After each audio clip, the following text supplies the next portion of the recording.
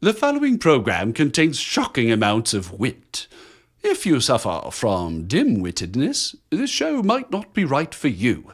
Check with your mortician. Standing for truth in the four corners of America. Fighting for justice on the frontiers of the culture wars. And turning resistance into an art form.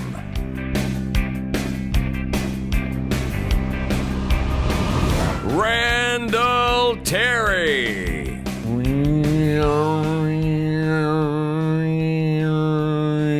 Do you hear the harmonics going on? No, I'm not in a mantra and I'm not doing yoga. I've got a really good show, I promise you. Okay, cut. Was that funny? Was that funny? Are people going to laugh? I didn't. I'm sorry.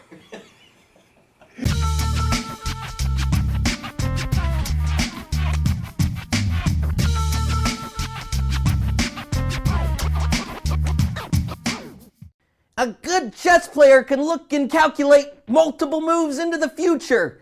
You don't have to be a grandmaster like me to know what the end game is if we don't elect righteous leaders and reject tyranny.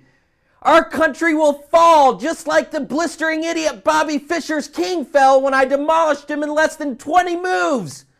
20 moves!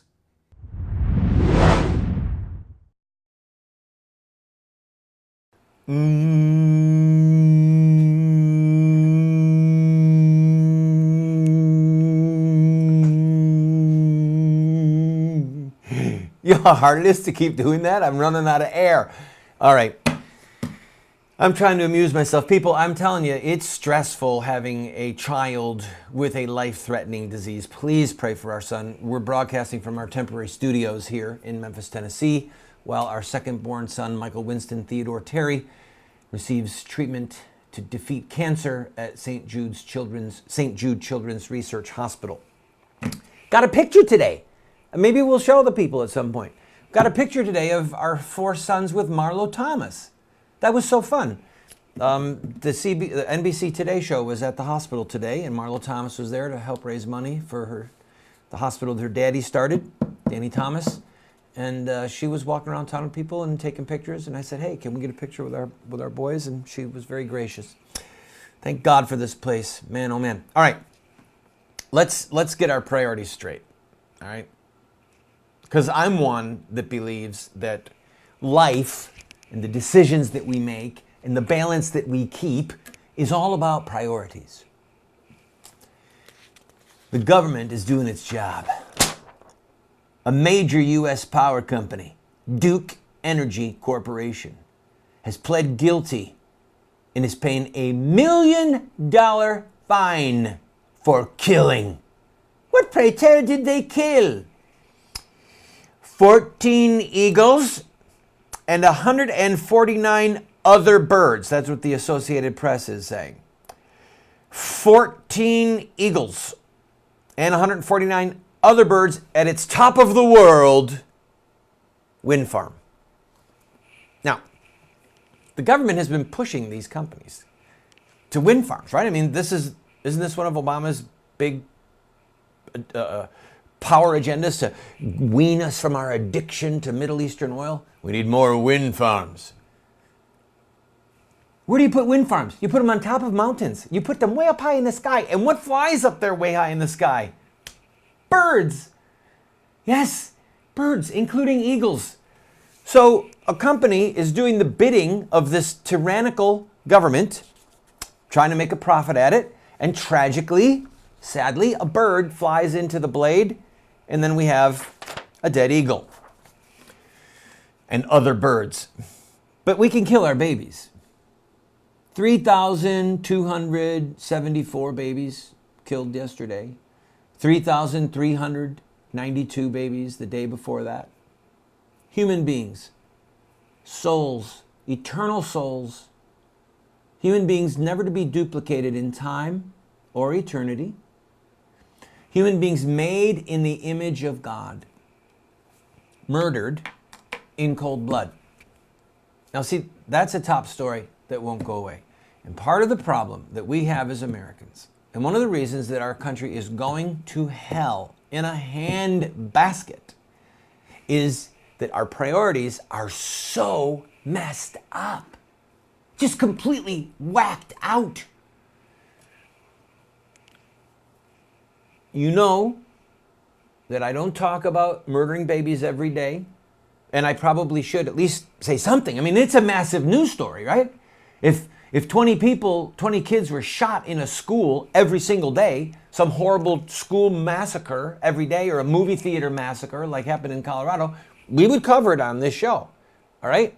The problem is we've all, myself included, we've all gotten so jaded living alongside of an evil of this magnitude and tolerating it. It's like having something rub on you constantly. In fact, let me rub the microphone just to irritate the producer. Can you hear that? You get, it rubs longer and longer you rub it, the more of a callus it gets there, and then after a while the weird sounds are coming through and it doesn't even bother you. You just get used to it. Oh, they killed 3,000 babies? That's a tragedy. But what about those Eagles, darn it? And I don't mean the Philadelphia Eagles, and I certainly don't mean Hotel California. Save the Eagles!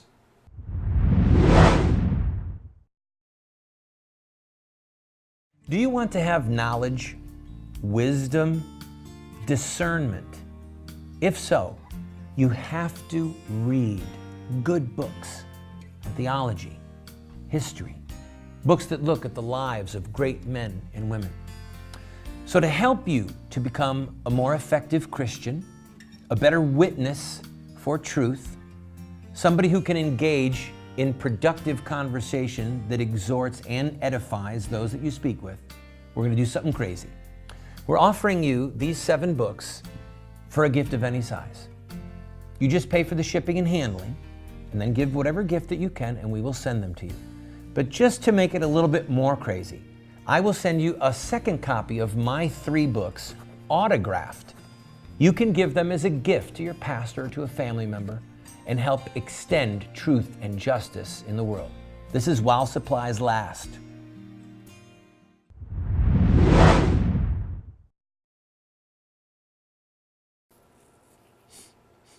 But the birds are safe because Ronald McDonald would have wanted it that way.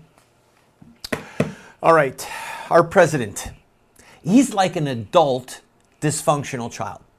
Now, a son, an adult dysfunctional son. You might have noticed that he went after the Tea Party, sort of by name.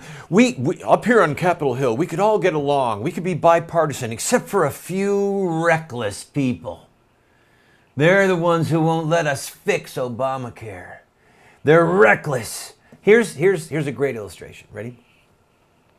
Your 27-year-old son comes up to you and says, Dad, Mom, there's a Lamborghini that I found on Craigslist. The book value on it is $180,000. This guy is willing to let it go for $110,000. And I need you to help me buy it. I need you to co-sign the loan. I want, Dad, come on, get in on this with me, please, Dad. And then you look at your son and say, well, do I have stupid written on my head? Do I look like I had a frontal lobotomy? No, it's an insane idea. You don't even have a house yet. You live in a small apartment and you're going to spend $110,000 on a Lamborghini? No, don't do it. I won't help you. Don't do it. The son, knowing better than the father, goes ahead and buys the Lamborghini. And at first he's all excited and people are singing his praises in the neighborhood. Wow, look at that car. The girls want to get it, have a ride. It's just working out exactly like he thought it would until, yes, his first repair. And I'll be darned, those Lamborghinis are very temperamental. They break down a lot. And whoo, it's not $27 an hour at the Lamborghini shop to get it fixed. So then he comes around and he starts whining to his father. Dad, I need your help with this car. Please, I need help with the repair bills. Car's broke down. Dad says, hello. We had this discussion a couple months ago when I told you not to buy it, and I was pretty sure you did not identify stupid written on my head. And you see no scars here for a frontal lobotomy. It was a dumb idea when you bought the car, and it's a dumb idea now, and I am not going to help you pay for the repairs. Sell it and move on. Then the son gets resentful. You don't love me, Dad. You're one of those few reckless people that if you would just help me, my life would be better. Come on, Dad. Why do you got to stand in the way of my happiness? Etc., etc. That's what Obama's like. Hey, Obama, you shoved this cruddy bill down the throats of the American people. You're the one who is single-handedly, well, I shouldn't say single-handedly, but high-handedly destroying America's health care, burdening millions of people with canceled insurance policies. You're the one doing it. And now you're going to turn around and you're going to blame the reckless people in the Tea Party? You're going to blame us because you bought a Lamborghini?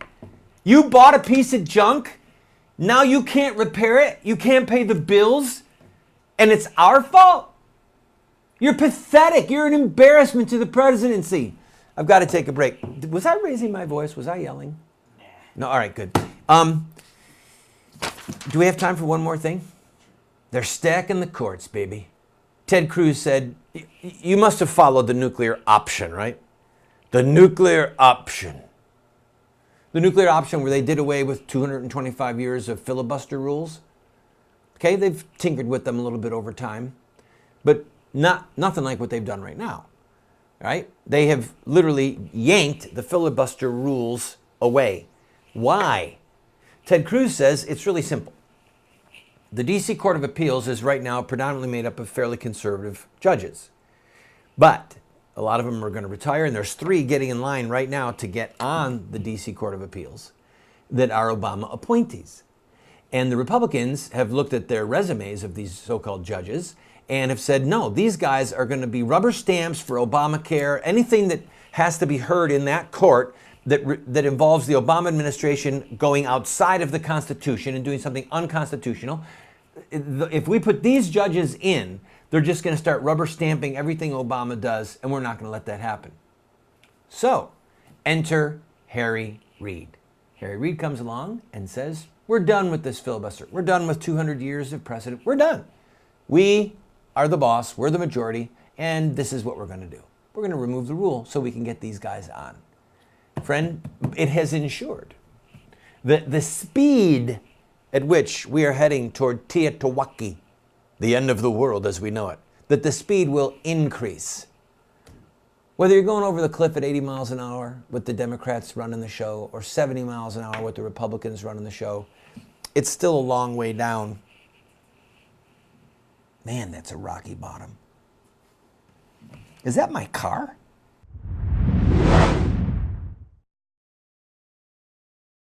How would you like to be able to reach hundreds of thousands, perhaps millions of potential customers with your product or your company or your web-based business? Well, you can do that right here on this show. Every single day, we get phone calls or letters or orders online from states all over the country where people are watching this television show. Right now, we are seen in 45 cities at 8:30 p.m. Eastern Time every night, and then a rerun again at 12:30 midnight. You can reach them using this show at advertising rates that are so inexpensive, it would blow your mind.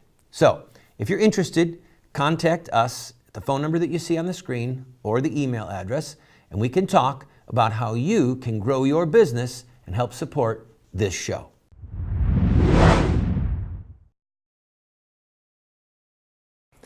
They call it the knockout game. I will not use that phrase. It's knockout crimes. It's assault. It's battery. It's vile.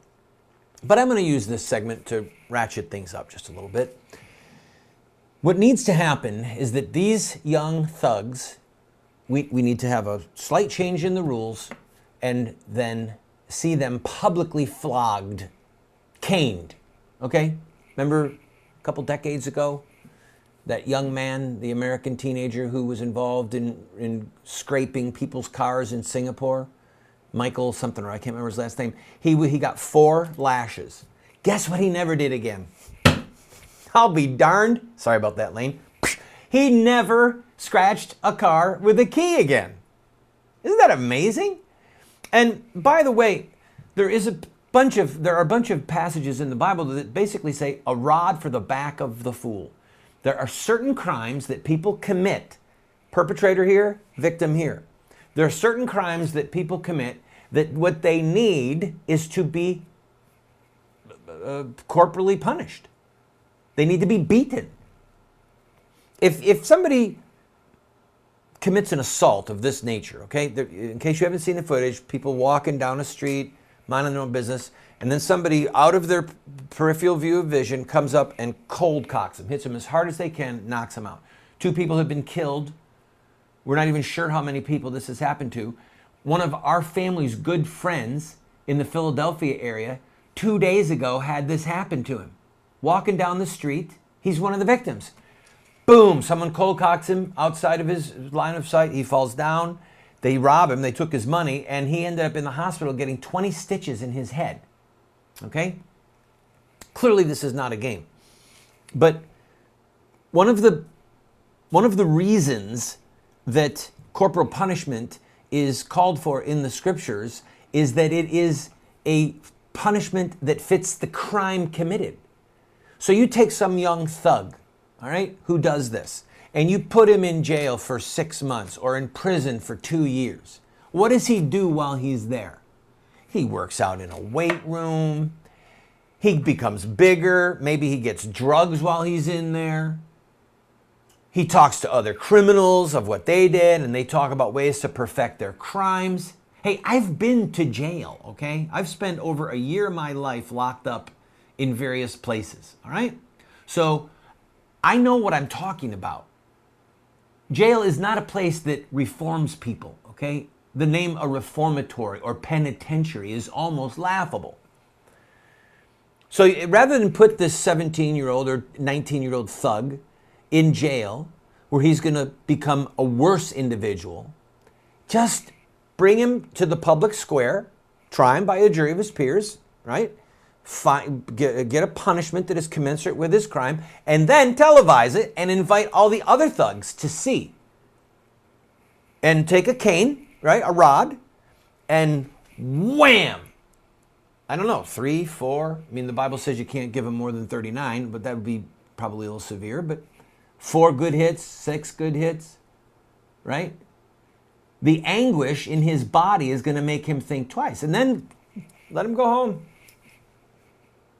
And maybe pay some kind of financial restitution as well to the victim, not to the state. This nonsense that these are crimes against the state. The people of the state of New York versus blah, blah, blah. No, the victim is the one who should be getting the money. You don't pay a fine to a third party. So, where were we in all of this? We, as a culture, have this hideous addiction to violence, all right? It's all coming home to roost, people. We kill our babies. We have these violent video games.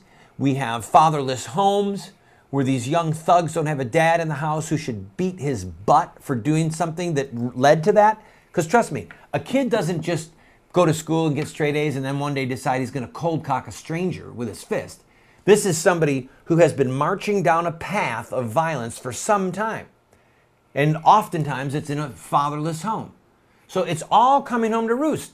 So the moral of the story is this is going to be here for a while.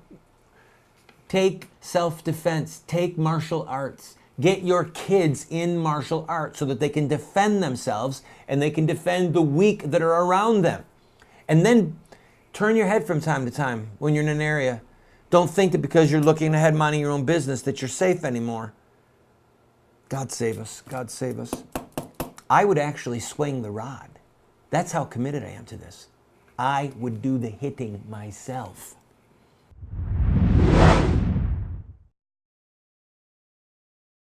Do you want to get America out of the hands of wicked and unjust men and women who are destroying the republic before our eyes, and put leadership back into the hands of righteous men and women so that we don't die as a nation? Well, you're talking about social revolution. And there are rules in social revolution. We can look at the victorious social revolutions of the past, such as the end of slavery, the end of child labor, women's voting rights, the end of segregation, and so much more, and learn from their victories. Look at their actions, their images, their rhetoric, their sacrifices, and their final fruit.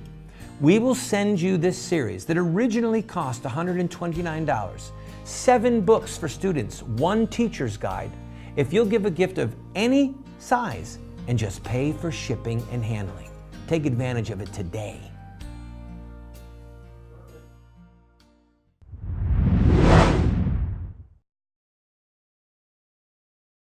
And frankly, I'm outraged. Did you hear about the journalists in the Washington, D.C. press corps that are whining and sent a letter of complaint to the White House? You guys said that you were going to be one of the most open administrations in history, and now you won't let us come in there with our photojournalists, and you're using a White House staff person to take pictures and then to give them to people. This is like state-run media.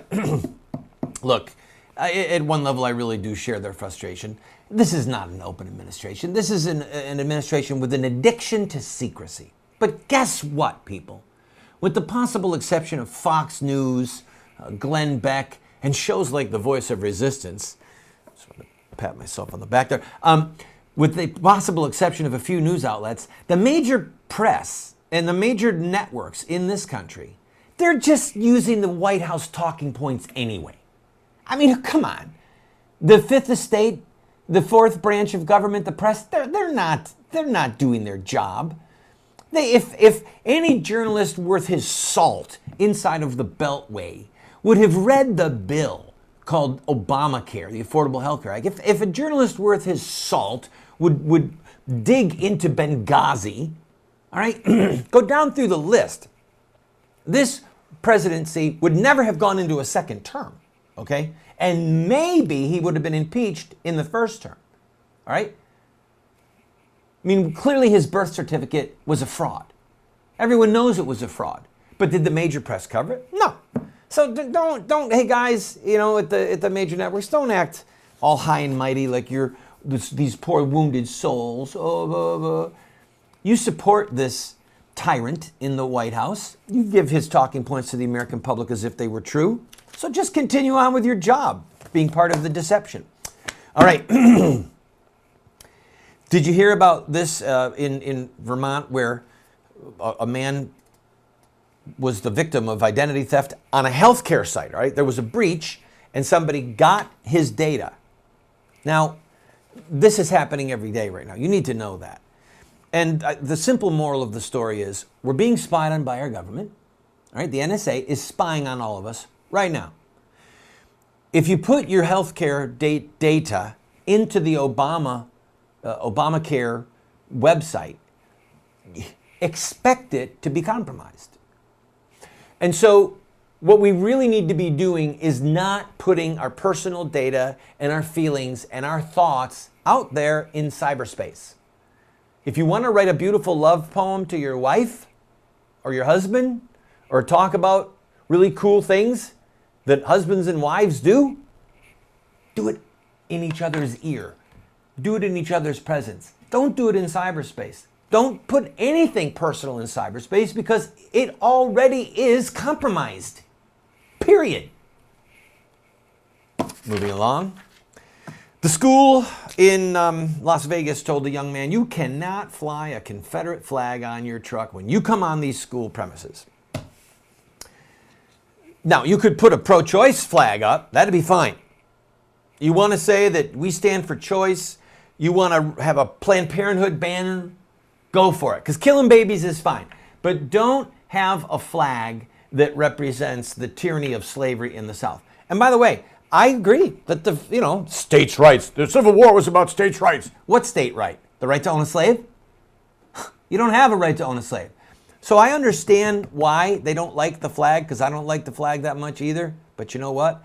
If the government's going to tell us all what flags that we can and cannot have flying, well then at the end of the day, freedom of speech is dead. And I have a problem with that.